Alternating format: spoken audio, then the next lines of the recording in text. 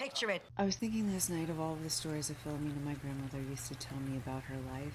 From the time she stayed up all night when she was 10 because she ate seafood and ice cream, and apparently dairy and seafood don't mix, I thought I was gonna die. Then there was a story about how she was in an elevator with her boss and she started singing dun dun dun dun, another one bites dust, because that was the song that her children kept on playing over and over again. She didn't even know she was doing it until her boss started singing with her. Lar, when I tell you that was embarrassing, it was embarrassing. She would, of course, talk about the time she got her boss pretty inebriated on whiskey cake. Before you ask, there is a whiskey glaze on the whiskey cake, so it's like taking a shot every time you eat a slice. He ate 4 pieces and was like, "Oh, this is good, Phil. What's in it?" And I said, "It's whiskey, Ron." She also never forgot the time that she nearly became a Don's girlfriend because he saw her from across the restaurant and wanted to, and I quote, "Not only did this man want to buy me a drink, he wanted to pay for my dinner,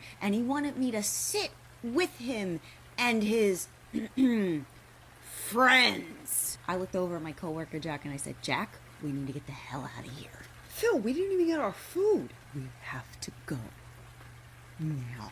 Let's just say Jack was confused when they left the restaurant. "Do you want to tell me what the hell is going on? Why did you rush us out of there?" "Jack, did you see that man in the corner with all of his friends around him? The one who wanted to buy you dinner?" "Yes." I said, "Did you happen to see the rings on his hands, Jack? Did you notice that the waiter called him the boss? We were in an Italian restaurant." "What does that have to do with Jesus Christ?" "Yeah, he figured it out." Philomena story time.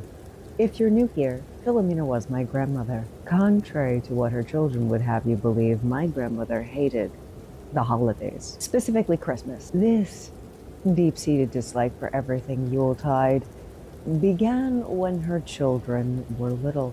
My grandfather, Philomena's husband, also hated Christmas, but he hated it way before she did. My grandmother had a lot of traditions growing up that my grandfather did not. And my grandfather basically told my grandmother that if she wanted to do this, and I quote, Christmas shit, that she was going to have to do it herself. Philomena said, okay, and did the Christmas shit herself. In her family, Santa brought the Christmas tree along with the Christmas presents. Every year when her kids were little, she would hide the Christmas tree outside, wait until they were asleep, drag it in, set it up, decorate it, put the presents underneath it, while my grandfather sat there shaking his head telling her that she didn't need to do this. Once again, my grandfather should have known better because you did not tell Philomena what she could and could not do. One year when the kids were older, she decided that she wanted a silver Christmas tree.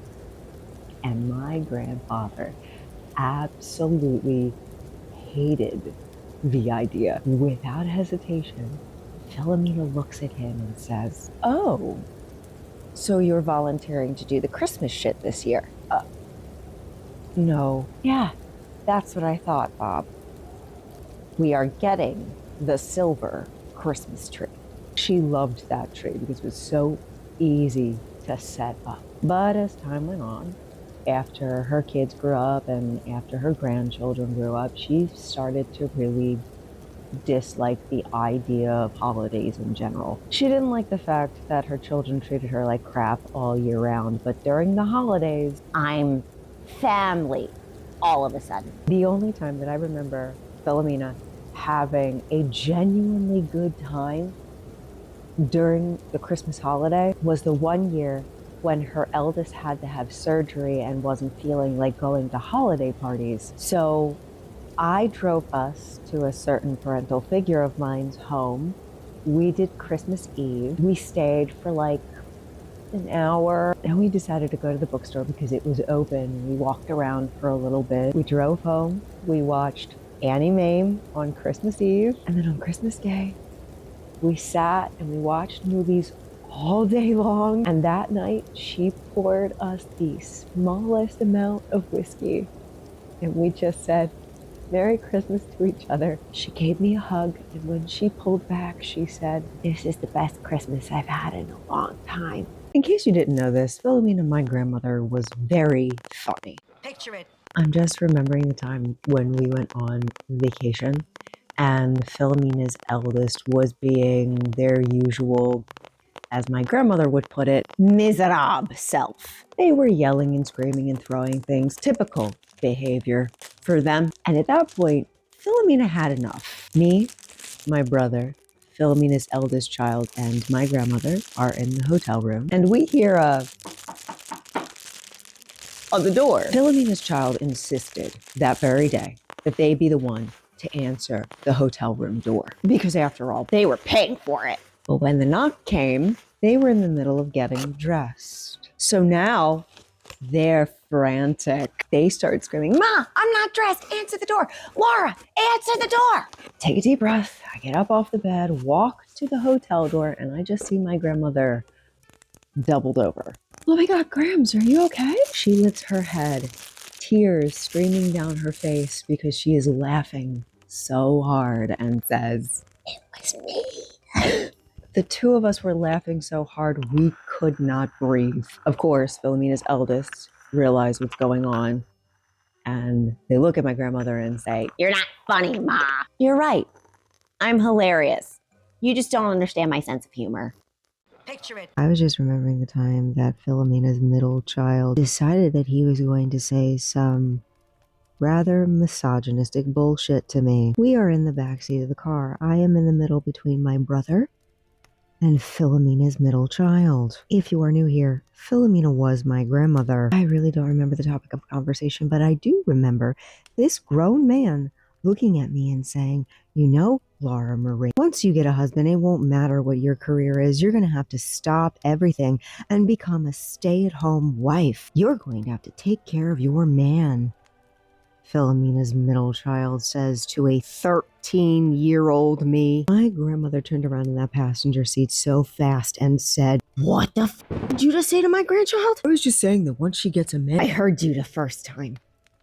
You ever say some shit like that to my Laura ever again, and you won't see next week. Do I make myself clear?" "Perfectly clear." "Good, because let me tell you this.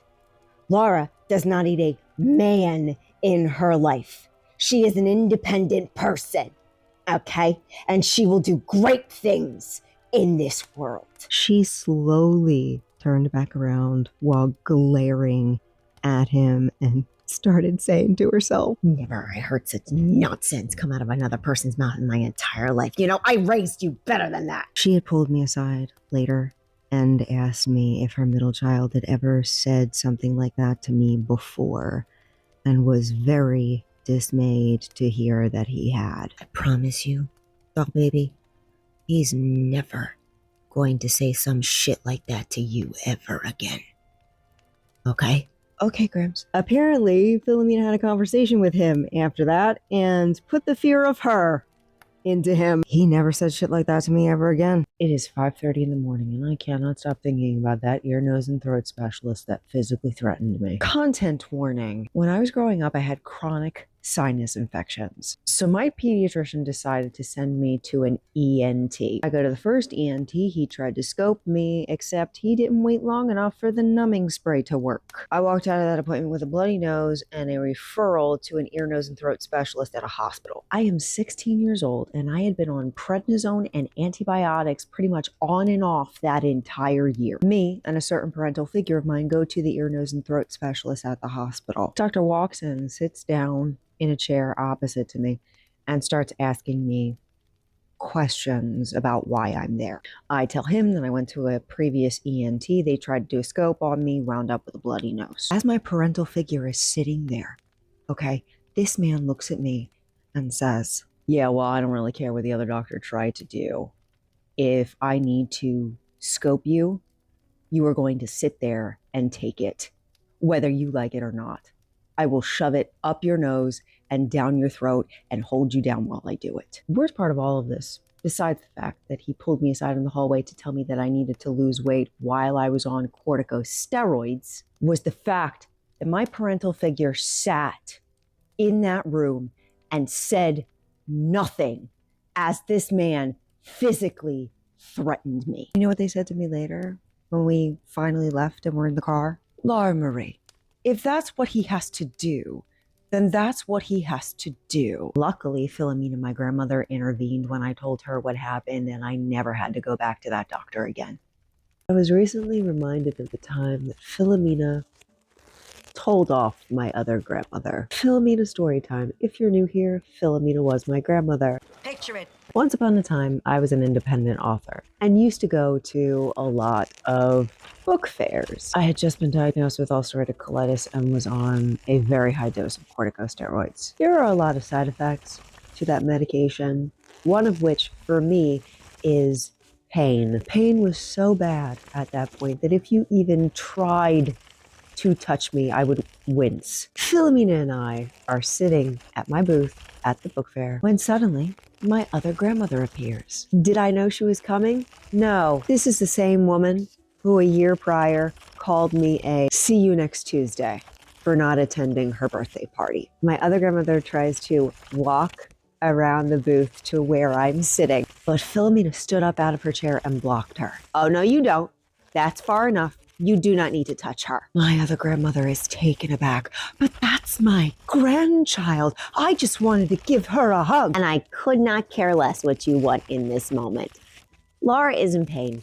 You need to back away. And if you cannot behave yourself and keep your hands off of my grandbaby, then you need to leave. And I tell you, my other grandmother could not leave that venue fast enough. I mean that. My dad then gets a phone call from my other grandmother, and apparently she had never been so insulted in her life. "What did you say to her, Phil?" I told her that she couldn't touch my grandchild. Do you have a problem with that? No, ma'am. I do not have a problem. Good, because even if you did, I wouldn't care. Philomena story time. If you're new here, Philomena was my grandmother. One morning, I was awoken by a smell. It wasn't a bad smell, it smelled like bacon, and I just couldn't figure out where it was coming from. I walk into the kitchen and I see that something is sizzling on the stove, so I turn it off. Philomena had left to go to work 2 hours prior to me finding this pan. Immediately, I open the window, turn on the fans, and I take the lid off the pan just to see what was inside. It was what used to be potatoes. I didn't know that at the time because when I pulled off the lid, I just saw what looked like rocks. That is how thoroughly burnt these were. So I call Philomena and I say, "Hey, Grams, did you forget something this morning?" Let me check. No, I have my bags, my coffee. Oh my God, the potatoes! Oh, is that what that was? First, are you okay? And second, how bad is it? I'm fine, but the pan, I'll soak it, but I don't think we can ever use it again. I had learned later that the potatoes were about to go bad, so she was boiling them in order to make potato salad for the week. She then got distracted and completely forgot about them. For reference, this is kind of what they looked like. I'm going to tell this story, but I need to give you a content warning before I do. It's after Philomena's funeral, and we are all at the cemetery waiting for her pine box to be put next to my grandfather's urn in the wall. There was a curtain over the space where both my grandmother and my grandfather's urns were going to stay, right? And Philomena's youngest is playing with the curtain. And oh my God, oh my God, oh my God, oh my God. Oh, no. Oh, it's so disgusting. It's so disgusting. It's so gross. Oh God, it's so gross. I can't believe Daddy's in there. Oh, it's so gross. For a full 15 minutes. And this is where I may have been the asshole. But at that point, I was just so angry with how the entire day went that I was done. I was over it. So as they were screaming, "Ew, that's disgusting. Ew, I can't stand it," I looked over at them and said, "You know, when you're cremated, not all the body burns." Oh my God! Laura Marie, why would you tell me that? I could have gone my whole entire life without knowing that. I don't know. I just thought it was a fun fact. They barely said another word to me or to anyone for the rest of the day after I told them that. I may have Wednesday Addamsed a little close to the sun. I used to put on makeup so that I could calm my anxiety before leaving the house. When I would do this, Philomena, my grandmother, would compare me to her mother Because she always had to look her best before she went anywhere. One day, I'm in the bathroom while I'm putting on my lipstick, and she leans against the door frame and asks, Laura Marie, why do you do that? "Do what, Grams?" This whole routine. First, I like doing it. And second, it helps calm me before I leave the house. Really? Huh. I can understand that. And then Crohn's disease took over. Philomena hated the fact that this disease took away the little things that would bring me joy, including when I used to do my makeup. When they finally decided to put me on Remicade infusions because the corticosteroids just weren't working, Philomena would sit out in the waiting room and either read or knit or watch TV. Then the Remicade stopped working, and then the Humira stopped working, and then they tried to put me on methotrexate, and that didn't work. Until finally we landed on Entyvio every 6 weeks. I was still having breakthrough flares at the 5th week mark, but I was doing better. My grandmother noticed that there was improvement, and a suggestion was made. Laura Marie, why don't you put on a little bit of mascara and lip gloss? You might, I don't know, feel a little better. Okay, Grams, I'll do that. And I slowly started doing my makeup again. One day I came out into the living room with this bright blue lipstick on, and she was, Oh my God, Laura. I love it. It is gorgeous. "Do you really like it? Or are you just saying that?" Laura Marie, you know I just don't say things if I don't mean them. You look beautiful. Beautiful! What a compliment! You have to understand this. When she really liked something, it was beautiful. I even did makeup to her funeral because all I could hear in my head was, Laura Marie, if you do not do your routine, I'm going to be so pissed off at you. I don't really do my makeup anymore.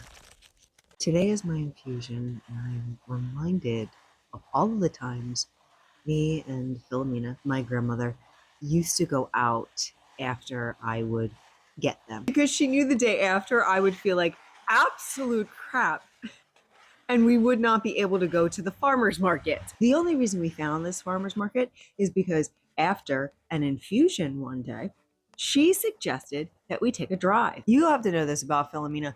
She loved a garage sale, a thrift store, a farmer's market. Once we're on our way to the grocery store, and suddenly, Laura Marie, pull over. she saw the yard sale sign 2 seconds before I did. Yes, I did pull over because it brought Philomena joy. It was also never about buying things. It was always about the experience with my grandmother, and Walking around is good for you. I will never forget the one day after an infusion when I got dizzy and she had to catch me. We were right outside the farmer's market and everything just went a little askew. Philomena caught me and asked what was wrong. Oh, that was terrible. I was dizzy for a second. You think this is a one-time occurrence, or is it going to happen every time you have your infusion now? Oh, Grams, I hope it's only one time, because that was awful. It unfortunately was not a one-time occurrence, but we figured it out. It was the fact that it was hot outside, plus I just had my infusion. On those days, I've learned to drink a lot of water. And sometimes it helps, sometimes it doesn't. But as my grandmother would sing, That's life. I will never forget the time that I was having a terrible flare and I wound up in the hospital and was stuck in the emergency room for 14 hours. During that time, they had started an IV but never gave me fluids, then told me that I could not eat or drink anything. And because I was in a Crohn's flare. I had not slept, so I wound up being up for a good 36 hours. I finally decided that I needed to actually stay in the hospital for a couple of days, so they get me into a room where this doctor then proceeds to come in and tell me what he's going to do to my body. You think I'm joking? I'm not. The whole conversation started off with, I don't really think you're in that much pain. And it just went downhill from there. He started talking about this unnecessary test that he wanted to do on me because he didn't believe that I had Crohn's disease. I had been diagnosed with inflammatory bowel disease for 3 years at that point. Had a colonoscopy and an endoscopy pill get stuck inside me to confirm. He kept on talking at me and around me, but never to me. And then he said, okay, I'm going to do this test on you now. No, you are not. I'm sorry, Laura. What do you mean I'm not? Yes, I am. I do not consent to this test. He starts screaming at me. I told you that you needed this. And I said no. Ugh, I didn't realize you were going to be so difficult. You just told me that my Crohn's disease was in my head and I'm being difficult. Okay. You know what's actually a little difficult? Sitting in an emergency room for 14 hours without fluids, water, or food. Not sleeping for the past day and a half because I'm in an excruciating flare. That's difficult. Me telling you no to an unnecessary and invasive test, not difficult. And then he told me that I needed to calm down. When I tell you that I was calm up until that exact moment, I mean it. I said to him, calm down. Don't you dare tell me to calm down. Who the hell do you think you are? As I said before, you need to calm down. Did I mention that my grandmother was in the room with me? So I look over at Philomena and say, oh, he said it to me twice now. Twice. I understand. You're telling me to calm down because you don't want to put me on blood pressure medication, which costs $14,000 out of pocket. Get out! Get the hell out! I've caused you some distress, so I'll leave now. You better. This entire time, Philomena has stayed silent because she was laughing so hard. The doctor leaves and she looks at me with this smile on her face. Good for you, Laura Marie. Which part almost made you laugh? $14,000 out of pocket. That was brilliant. I loved it. Thank you. I tried. I was told later by a nurse that I was her hero because no one liked that doctor, and he had gotten away with being terrible to patients for far too long.